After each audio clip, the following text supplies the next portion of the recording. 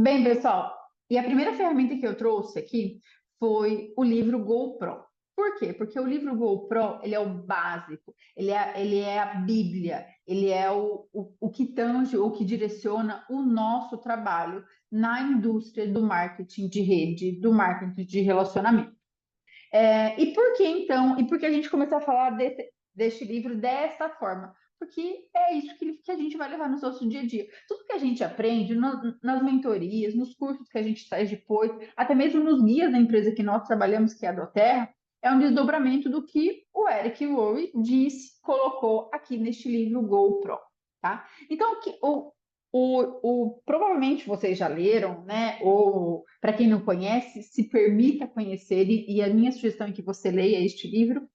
E para quem já conhece, já leu, a minha sugestão é que você se permita e voltemos para o início, verificando, estudando e trabalhando todas essas habilidades que ele traz aqui. Então, neste livro intitulado Sete Passos para Ser um Profissional de Marketing de Rede,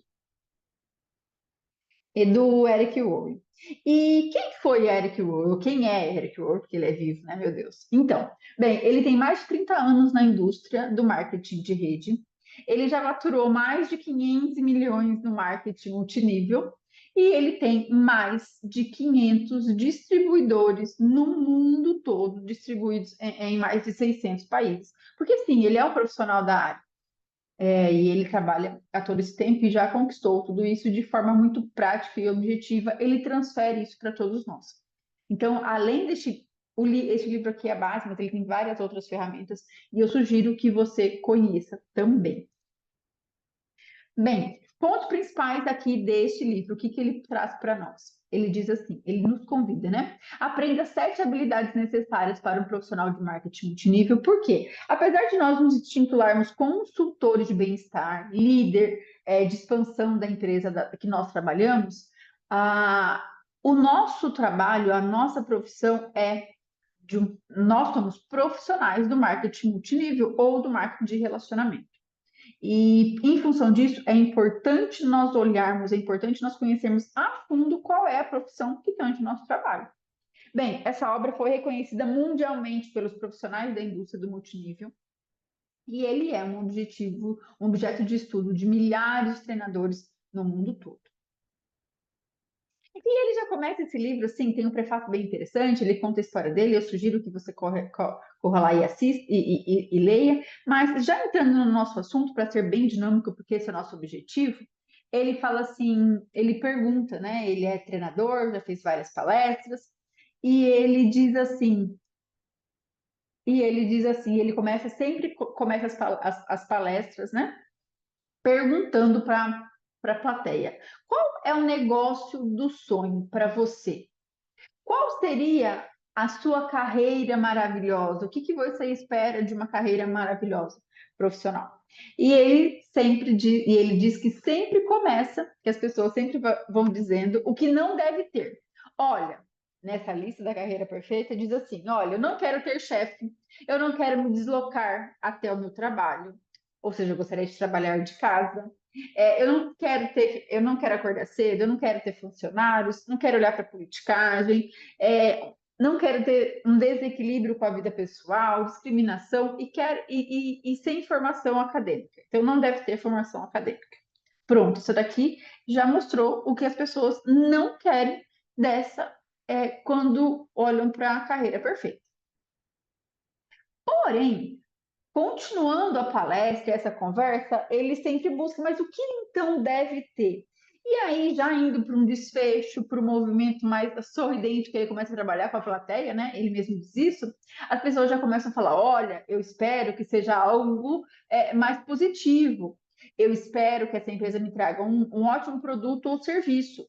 Eu espero uma renda ilimitada e uma renda residual.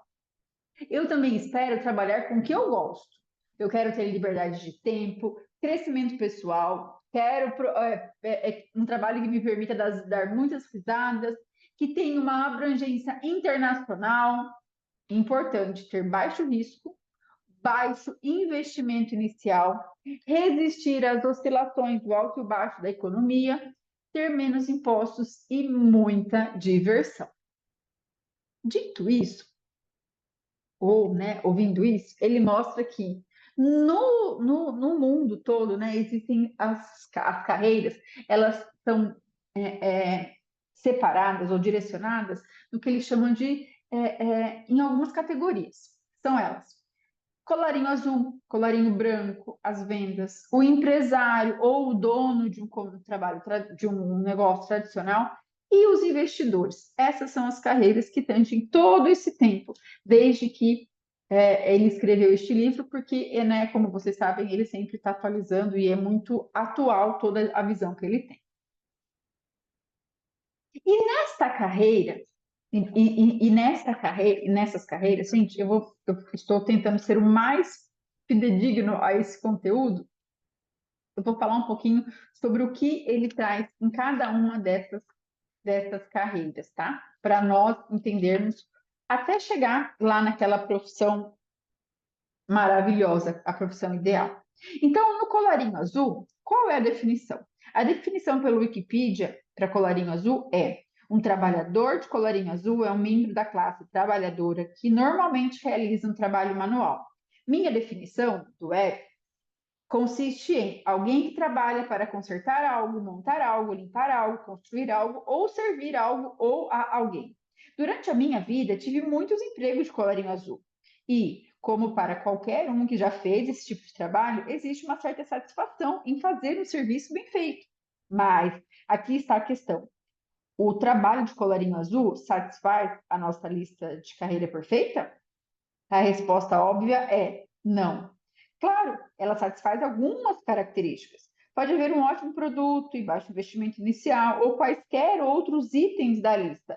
Mas, se você analisar friamente, o colarinho azul não pode levá-lo aonde você quer chegar. Não é a carreira perfeita. Ponto. Agora, vamos falar sobre as carreiras de colarinho branco. A seguir, a definição do Wikipedia para colarinho branco. Colarinho branco é um termo informal que se refere a um profissional assalariado ou um profissional ensinado a executar tarefas semiprofissionais. Tarefas estas sendo administrativas, burocráticas ou de gerenciamento, opondo-se às do colarinho azul, cujo trabalho requer emprego de mão de obra física. Minha definição é que se trata de uma pessoa contratada por alguém para fazer um trabalho que não seja manual ou de vendas. Muitas pessoas escolhem uma carreira de colarinho branco, pois é uma das opções mais aceitáveis socialmente, sendo considerada há tempos uma opção segura. Recentemente isso mudou. O contrato implícito de que se você for leal à sua empresa, ela também será leal a você, acabou faz muito tempo. Também fui um trabalhador de colarinho branco em minha carreira. Segundo minha experiência, existem dois perfis de pessoas que fazem esse tipo de trabalho: os realizadores e os figurantes. Os realizadores são aqueles que gostam de ter um alto nível de performance. São ambiciosos, motivados e energéticos. São cheios de ideias e querem subir a escada corporativa, os quais são ótimos atributos para se possuir. Mas existe um lado negativo do realizador.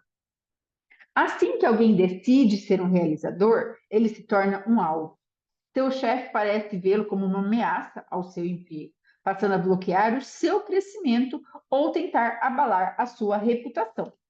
Seus colegas o veem como alguém que os envergonha ou os impede que consiga uma promoção. Portanto, começam a fazer o possível para impedir as suas conquistas. Para manter-se um realizador e sobreviver nesse ambiente hostil, a pessoa deve se profissionalizar em algo que não tem nada a ver com a sua produtividade, a politicagem. Deve aprender a navegar pelo mundo político, desmerecendo seus inimigos e fortalecendo seu relacionamento com detentores do poder. Na verdade, algumas das pessoas mais bem-sucedidas no mundo corporativo não são os realizadores, são puramente as políticas. Se você decidir trabalhar no mundo corporativo e quiser ser um realizador, deve aceitar o fato de também precisar se tornar um bom político. Agora, vamos falar sobre os figurantes. Eles odeiam politicagem, mas ainda assim precisam do emprego. Aprendam a não ser como um ambicioso realizador. Não se destacam, não falam em reuniões, Não trazem novas ideias, eles se escondem, mantêm suas cabeças abaixadas e obedecem. Fazem o suficiente para não receber feedback negativo e sobrevivem. E isso funcionou por décadas. Mas na nova economia é cada vez mais difícil se esconder e as pessoas estão ficando sem tempo. Então, de volta à nossa lista de carreira perfeita, um trabalho de colarinho branco satisfaz todos os itens? Mais uma vez, a resposta óbvia é não. Certamente não tem muito dos aspectos citados. E agora nós vamos falar sobre as vendas, carreira em vendas. Algumas pessoas escolhem fugir do emprego e se envolvem em uma carreira de vendas.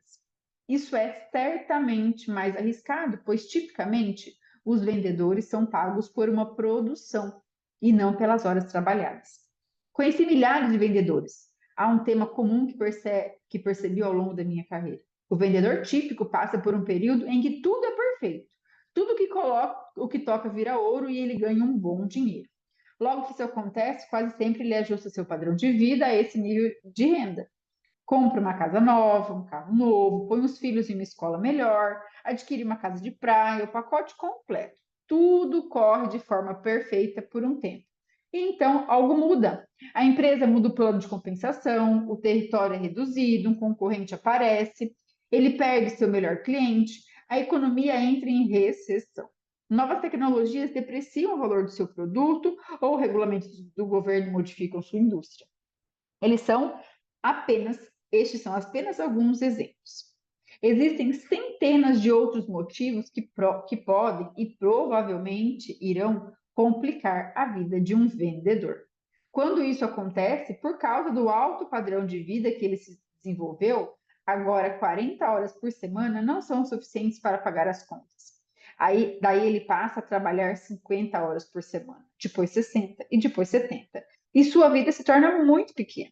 Sim, ele tem os bens materiais, mas não tem tempo para usufruir deles. O outro desafio para a carreira de vendas é que, não importa o quão bom seja o profissional, ele sempre começa do zero, no dia seguinte. Pode ser cansativo viver sob esse tipo de pressão por um longo período de tempo. Uma carreira de vendas pode pagar as contas? Claro, mas pode satisfazer a lista da carreira perfeita em que descrevemos antes? Mais uma vez, a resposta óbvia é não. Vamos então ao dono de um negócio, o empresário que tem um negócio tradicional. Outros optam pelo grande sonho, construir seu próprio negócio, no qual eles são os chefes e eles mandam.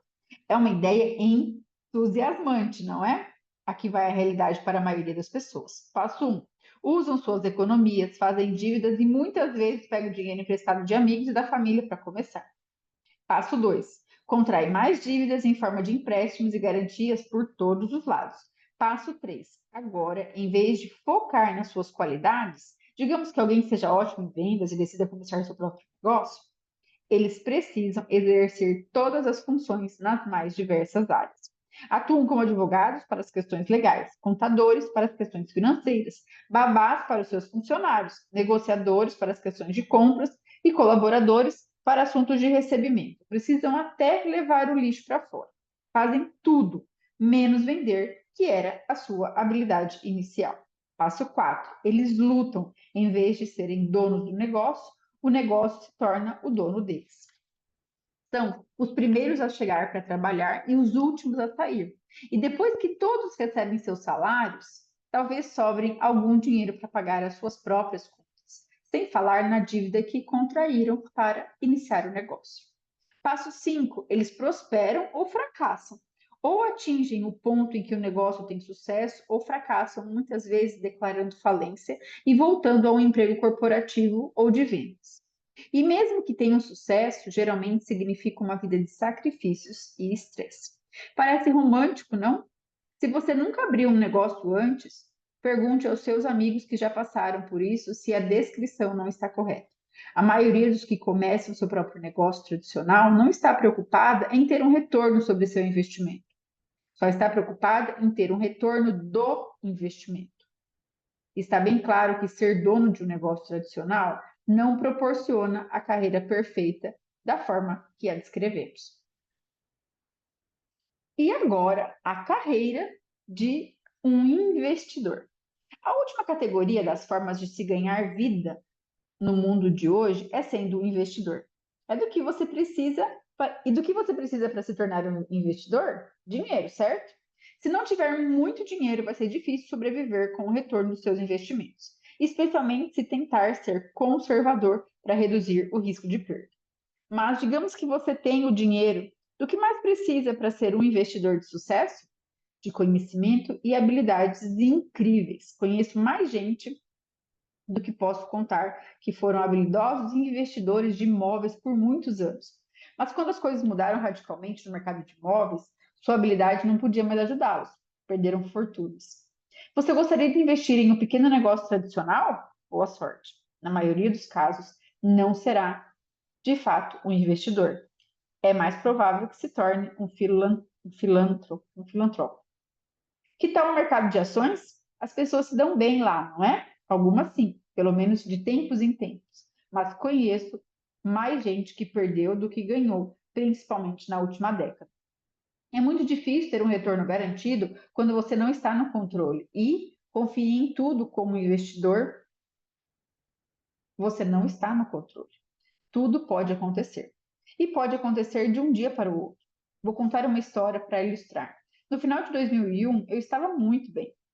Vendi uma empresa da qual era cofundador, estava trabalhando como consultor e sendo muito bem remunerado. Pela minha parte de venda, recebi aproximadamente 170 mil ações da nova empresa. Ela foi negociada publicamente na Bolsa de Valores de Nova York e vendida por cerca de 44 dólares por ação, ou seja, minha parte girava em torno de 7 milhões e meio de dólares. Eu tinha uma boa renda, robusta, e um ótimo portfólio. A venda estava boa. Usei parte das ações como garantia e um empréstimo de 2 milhões para a construção da minha casa dos sonhos. Quanto ao resto, não diversifiquei, porque sabia que a minha empresa ia muito bem, com um ótimo produto e uma equipe de vendas incrível. Então, aconteceu algo fora do meu controle. Da noite para o dia, as ações caíram de 44 para 37 dólares, porque um grupo de investidores havia escolhido a empresa e feito uma venda à descoberta. Em outras palavras, quanto mais caísse o preço das ações, mais dinheiro eles ganhariam. Achei ridículo porque a empresa ia muito bem, então comprei mais ações por 37 dólares, usando as minhas ações de segurança existentes como garantia, pois tinha certeza que o preço voltaria a subir. Caíram para 33. Comprei mais ações. Caíram para 27. Comecei a receber chamadas de margem, ou seja, se não enviasse o dinheiro, eles começariam a vender as minhas ações para cobrir as minhas perdas. Eu não tinha dinheiro para mandar. As ações continuaram caindo, despencaram até 10 dólares. E meus 7 milhões e meio sumiram. Uf, tudo em menos de 90 dias. Por fim, as ações voltaram a subir e a empresa foi privatizada a 65 dólares por ação. Mas eu não estava mais lá para usufruir disso. Fui tirado do jogo. Eu poderia ter sido mais esperto? É claro. Cometi erros? Com certeza. Mas aqui vai a lição. Se você quer ser um investidor, deve aceitar que, de vez em quando, as coisas fogem do seu controle. E quando isso acontecer, pode sair muito caro. Então, voltemos à nossa lista da carreira perfeita. Ser um investidor pode satisfazer todos os itens? Acho que não. Falamos sobre as carreiras de colarinho azul, de colarinho branco, vendas, donos de negócios tradicionais e investidores. Desculpa, pessoal. E nenhum deles pôde satisfazer a lista da carreira perfeita. Afinal, a carreira perfeita é mesmo possível? A resposta é sim, mas para chegar lá você precisa entender que tudo está mudando. Os modelos antigos de remuneração estão mortos ou morrendo e estamos passando pela maior mudança econômica das nossas vidas. A nova economia. Bem, pessoal, e isso faz sentido, né? Quando a gente para pensar as profissões que tinham lá atrás, vamos pensar aqui, o datilógrafo, sabe quem trabalhava digitando a máquina de escrever? Lembra? Já não tem mais. Essa profissão não tem mais. Por quê? Porque entraram os computadores, a tecnologia mudou, enfim. Alfaiate. Quem gosta de uma roupa de alfaiataria e tudo mais, feita sob medida, é muito difícil de achar um bom alfaiate hoje em dia, entre outras profissões que elas vão se perdendo durante o tempo. Já tem alguns trabalhos, inclusive, algumas teses que já foram comprovadas, que até 2050, muitas profissões dessas que nós vimos agora, profissões atuais e tidas profissões de renome, que não existirão. Por quê? Porque nós estamos num processo, né, de alavancagem pela tecnologia, por novas tendências, por novas demandas. E o nosso negócio, onde ele está? Então, se você está esperando que a economia reaqueça e que os empregos voltem, não faça. Não faça isso, porque eles não voltarão. Pelo contrário, nós temos que olhar para o futuro e nos moldar a ele. Desta forma, o marketing de relacionamento é uma excelente alternativa, mas ele não é o perfeito. Segundo Eric Rowe, só é o melhor. Mas quem escolhe trabalhar com marketing de relacionamento precisa passar por essa pegadinha. O que é a pegadinha do marketing de relacionamento, pessoal? Quando você escolhe trabalhar com ele, você deve aceitar uma perda temporária de estima social de pessoas ignorantes. Eu vou reler. Você deve aceitar uma perda temporária de estima social de pessoas ignorantes. E o que isso quer dizer? Que muitas pessoas não conhecem essa profissão e julgam sem saber o que estão falando.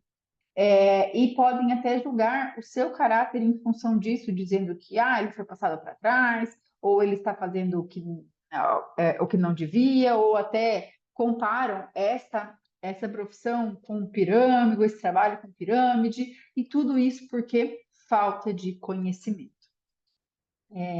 Inclusive, alguns empresários, grandes empresários tradicionais, olham para este movimento até julgando ou tentando trazer aquelas formas de trabalho tradicional para cá. E é claro, pessoal, a gente só consegue julgar ou a gente só consegue opinar, pelo menos deveria, aquilo que a gente conhece. E principalmente aqui no Brasil, o marketing de rede, o marketing de relacionamento não é tão conhecido assim. Já ganhou muito espaço, tem melhorado isso, inclusive essa já é matéria das faculdades de renome, né, de economia e tudo mais, mas ainda é muito novo este segmento aqui no Brasil. Voltando, quem escolhe trabalhar com marketing de rede precisa passar por essa pegadinha, então. Ou seja, você deve aceitar uma perda temporária de estima social de pessoas ignorantes e focar no seu movimento, no seu trabalho e então no seu crescimento. Bom, e se você vai se desenvolver com marketing de rede, se você vai trabalhar de fato com marketing de relacionamento, ele diz: seja um profissional. Ele nos convida a sermos profissionais. Afinal de contas, né, somos profissionais do marketing de rede, do marketing de relacionamento. E o que é ser um profissional? Ele diz que tem algumas categorias entre as pessoas que trabalham com marketing de relacionamento. Ele chama aqui o primeiro de posers, a primeira categoria, ou posudos. Quem são eles? Eles tratam a profissão como um bilhete de loteria. Sim, eles estão aqui para ver, para testar, para jogar, para ver se vai dar certo, né? Para tentar várias artimanhas, mas de forma alguma são profissionais. Mas eles olham para este negócio simplesmente como um bilhete de loteria. A segunda categoria que ele descreve são os amadores.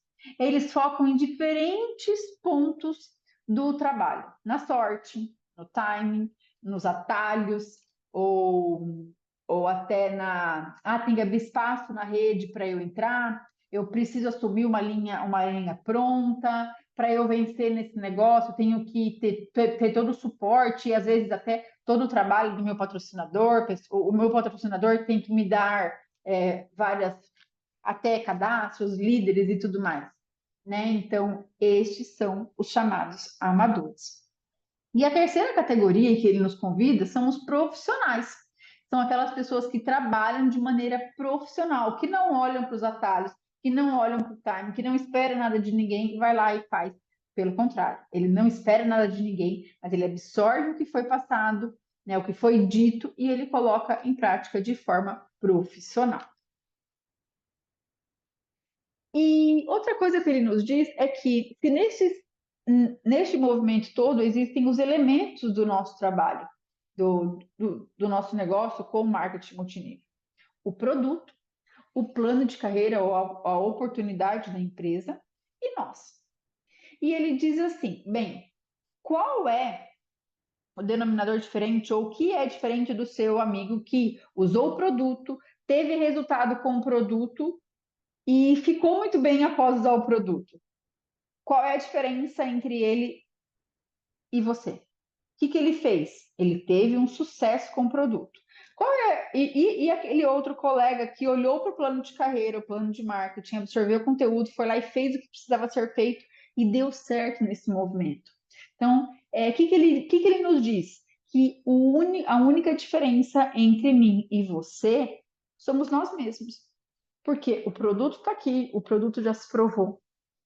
A empresa está aqui, a empresa já se provou, o plano de marketing, a oportunidade de negócio da empresa que nós trabalhamos está aí, e tem muita gente construindo seus sonhos, atingindo seus objetivos e direcionando cada vez mais pessoas neste caminho.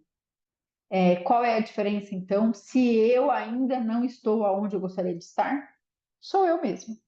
E desta forma ele nos convida para olhar para tudo isso e ele nos traz uma sequência de habilidades que nós podemos desenvolver conosco, cada um em si, para chegar a ter o sucesso em todos esses elementos que compõem o marketing de multinível ou marketing de rede.